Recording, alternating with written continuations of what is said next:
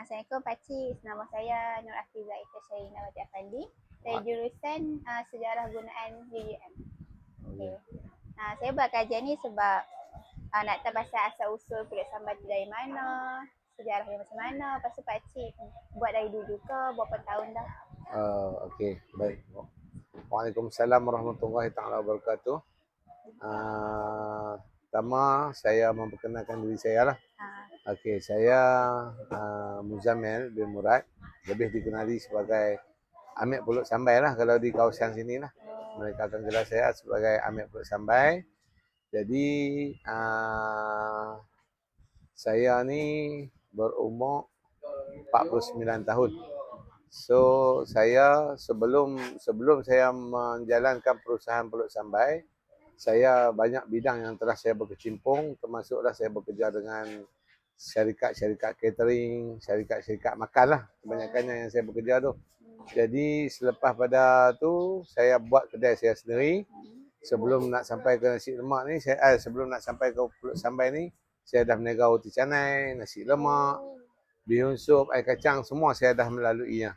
Jadi inilah yang terakhir sekali saya mengambil alih perusahaan ni daripada mak saudara saya. Nama dia, kami gelak dia kat sini Mak Suyah lah. Jadi kita ambil alih sebab dia cakap dia nak berhenti dah buat Pulut Sambai. Tapi kalau dulu tu dia buat Pulut Sambai hanya kawasan ni sajalah. Kawasan ni, dan bila saya dah nak mula dengan perniagaan ni, saya cakap dengan rumah, kita kena peluahkan lagi Pulut Sambai ni untuk umum tahu. Untuk nak bagi anak-anak muda zaman sekarang ni tahu apa itu Pulut Sambai. Sebab masa zaman dia buat tu, Pulut Sambai ni tak banyak di pekan-pekan Al-Ustaz. Memang tak banyak. Sebab tak ada orang yang mengusahakan Pulut Sambai ni. Sebab Pulut Sambai ni dia salah satu dia, kerja dia memang sangat-sangat renyah lah. Kalau daun pisang tak ada, kita kena cari sendiri. Lepas tu nak kacau sambai pun mengambil masa sehingga daripada pagi sehingga petang lah, sehingga malam lah kadang-kadang tu. Jadi satu hari kita terpaksa habiskan masa kita untuk kita nak keringkan sambai tu. Jadi dia makan masa lama lah. Jadi Pulut Sambai ni asal usul dia saya pun tak tahulah sebenarnya daripada mana, sebab saya ni ambil di tengah-tengah kan. Tapi kalau ikut dulu sejarah, mak saya, arwah mak saya kata, tok saya dulu pun memang menera Pulut Sambai ni di Pekan Ustaz. Tapi kalau ikut ramuan depa dulu-dulu, kebanyakannya depa campur isi ikan campur dengan nyok. Macam dulu arwah tok saya tu, mak saya cakap dia perusahaan dia, jadi dia macam mana cara dia nak buat sambai tu, dia campur dengan nyok sikit dengan isi ikan. Jadi pada masa sekarang ni kita cuba tukarkan. Kita cuba gunakan isi ikan sepenuhnya. Isi ikan sepenuhnya untuk nak orang cakap untuk nak bagi rasa kepuasan tu lah untuk orang makan tu. No? Okey. Lagi? Sama yang dalam Pulut Sambai tu lah. Okey. Pulut tu memang pulut biasa. Pulut seperti macam semua orang guna. Cuma bahan-bahan dia tu yang santan memang saya guna santan yang original lah. Santan yang telah orang cakap apa? Perah tu orang cakap apa? Perah bahasa perah lah tu dekat orang Kedah senang lah. Santan tu dia perah pada waktu pagi. Sebab saya tak akan guna santan beku ataupun santan kotak ataupun santan yang dah disimpan dalam peti. Bermakna dia saya kalau kata santan tu tak boleh dia ada cuti ataupun dia tak boleh datang buat awal pukul 4 pagi untuk saya bekalkan santan tu kat saya pukul 4 pagi, memang saya tak akan buka Pulut Sambai tu hari tu. Sebab saya tak akan guna santan tu, sebab saya nak kualiti makanan yang saya buat tu, asal orang yang berbayar tu dia tidaklah mengatakan, orang kata apa, macam tak mengecewakan lah pelanggan-pelanggan saya yang makan tu. Dan saya tak mau mereka cakap tentang Pulut Sambai ni yang tak bagus lah, itu je lah. Sebab tu saya cubakan buat yang terbaik untuk semua. Okey. So ramuan-ramuan dia saya masuk macam biasa juga. Garam dengan gula pun saya masuk dalam yang santan tu. Maknanya dah untuk lemak lah. untuk nak lemakkan pulut tu lagi dan untuk nak tahankan pulut tu seberapa lama lah yang boleh tahan. Jadi saya dapat feedback yang daripada customer luar tu, alhamdulillah lah.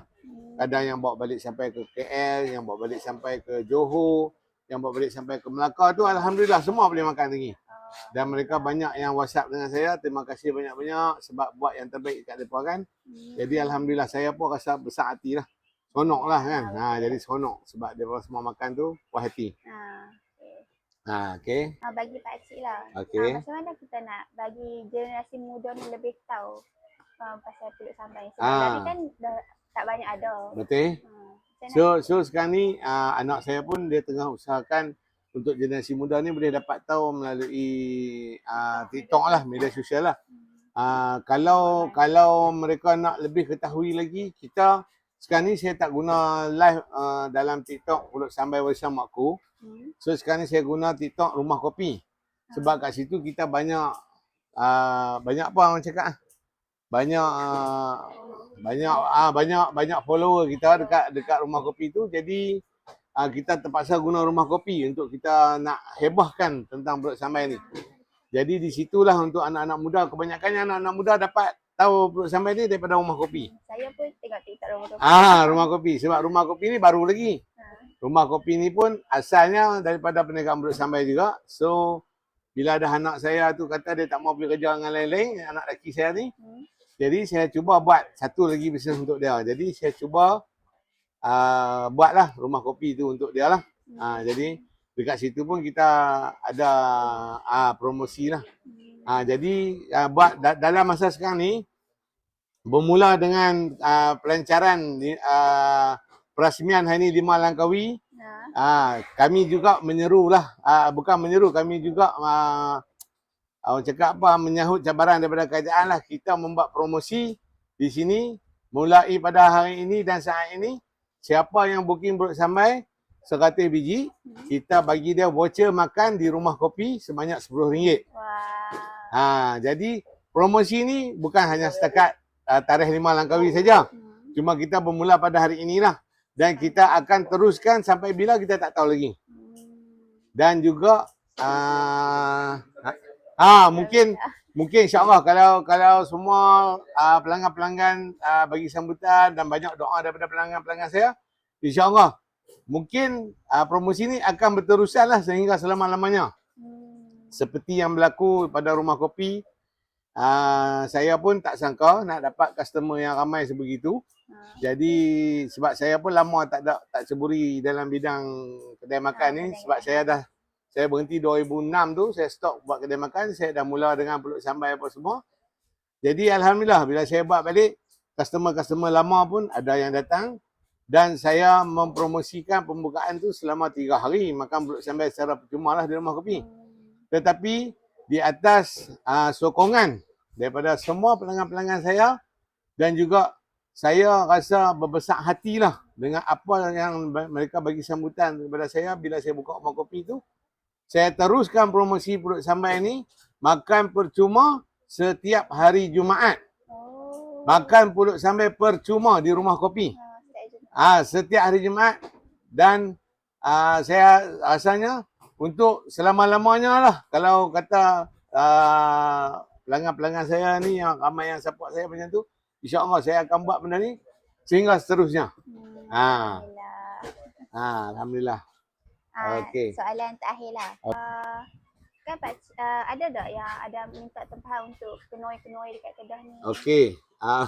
Soalan tu memang sangat-sangat orang cakap apa, sangat-sangat baguslah kan. Jadi saya pun kalau nak mencerita banyak pun saya orang cakap saya rasa bangga diri saya ni dengan perniagaan saya adalah. Tapi benda-benda macam tu saya patut bagi tahulah sebab untuk memberi peluang kepada peniaga-peniaga lain buat apa yang saya buat. Jadi bila untuk tempahan kenduri ni, bila mai musim kenduri ni, selalunya masa cuti sekolah lah. Bila masuk musim kenduri ni memang banyak sangat tempahan untuk kenduri tu. Sehingga 2-3 ribu biji lah. Satu hari kan. Jadi tak termasuk yang saya hantar ke yang biasa ni lah, yang hari-hari saya nak buat ni kan tak termasuk lah. Itu yang hanya yang untuk tempahan lah. Lagi satu musim perayaan. Tapi kadang-kadang saya cakap tu takut orang cakap saya ni rasa megah, tapi saya cuba nak macam mana yang saya buat. Ada lagi pengusaha-pengusaha pulut sambal itu cuba buat apa yang saya lakukan. Kita ambil tempahan dan kita cuba buatlah untuk siapkan benda tu pada waktu yang customer kita minta lah. Tapi memang tempahan tu sentiasa, walaupun macam tempahan biasa-biasa ni kecil-kecil ni ada hari-hari. 50, 100 biji tu memang ada lah, sentiasa ada. Cuma tempahan yang banyak tu pada musim cuti sekolah kenduri. Sehingga ada satu customer saya tu, dia balik daripada KL ambil pulut sambal untuk nak balik jamu kenduri saja. Ada juga. So dia naik flight. So sekarang ni itulah saya cakap. Apa yang saya buat ni alhamdulillah saya rasa kepuasan diri saya tu, memberi satu kepuasan kepada pelanggan-pelanggan saya tu. Saya sangat-sangat bersyukur kepada Allah Subhanahu Taala. Itu saja. Untuk pulut sambal ni untuk masa depan nanti. Masa depan ni, saya harap besok anak saya dapat mewarisi apa yang saya buat sekarang ni, dan mereka bolehlah orang cakap nak upgrade sikit, nak buat bagi canggih sikit ke, pulut tu nak berwarna ke, nak tambah berwarna ke apa pun dia boleh. Jadi orang muda ni ke depan kita tak tahu idea dia macam mana. Tapi yang penting yang asal ni harus juga dikekalkan. Jangan ada apa-apa perubahan lagi. Dan saya harap anak saya tu dapatlah terus untuk memberi generasi yang akan datang tu dapat merasa pulut sambal. Dan seterusnya akan bersambung-sambung lah. InsyaAllah. Itu harapan saya, yang anak saya ni tak akan tinggal bisnes pulut sambal ni, dan dia dapat mewarisi kepada anak-anak dia lah pula esok ni. Dan sehingga seterusnya. Okey. Jangan hilangkan pulut sambal ni, jangan hilangkan daripada ni. Sebab dulu masa zaman saya tu, masa saya duduk kerja di Pekan tu memang payah cari pulut sambal. Memang tak ada dalam Pekan tu stok. Bukan saya nak kata memang tak ada. Tapi saya cubakan untuk, bila saya dah ambil alih ni, saya cubakan nak perbesarkan lagi kawasan. InsyaAllah lepas ni kita akan sampai ke Sintok, sampai ke Changlun pula kita hantar. InsyaAllah. No? Kita hanya cari ejen-ejen saja dan pembekal-pembekal.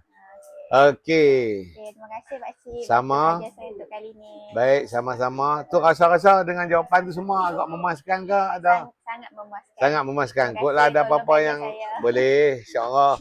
Tak ada masalah. Ada apa-apa perlu bantuan, mai saja sini. Okay.